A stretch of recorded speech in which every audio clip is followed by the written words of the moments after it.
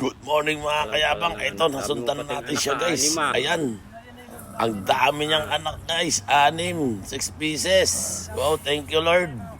Another blessing na naman guys. Marami sana mga anak yung isa. Ngayon kukunin natin yan guys. Para ilagay doon natin sa kulungan niya. Dami yung Buti na lang, dyan na lang siya sa malapit ng anak guys. Alibasa native na baboy siya. Yan siya guys, o nakatingin. No? Nakaabang. Pero guys, mabait naman siya guys.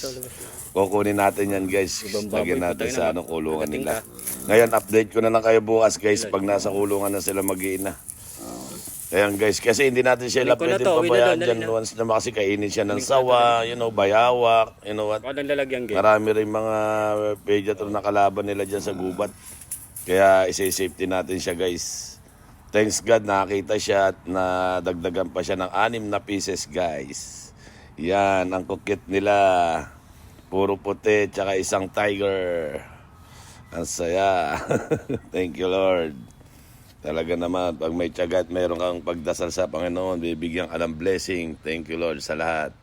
Nakakita ng baboy, plus size 6 pieces pa ang binigay. Ba talaga, thank you Lord. Nakita siya. Update ko na lang sa iyo guys sa susunod na upload ko ng video na nandun na sila sa pakainan. I-update ko rin kayo sa kanya every pag nakawa ng video. Pakita ko sa inyo guys. Yan. Ang cute nila guys. Uwi na tayo na. Kunin ko na itong mga anak mo. Uwi na tayo. Siguro 2 araw na yan kasi malakas na siya guys. Nakakapaglakad na sila. Pwede tumira dito. Mula siguro nung nawala siya. Ng Nanganak siya pagkatapos. Ayan na. Ngayon lalakas na siya. Hindi imposible isang araw lang yan. Gusto mo Ang kainin ng cute nila guys.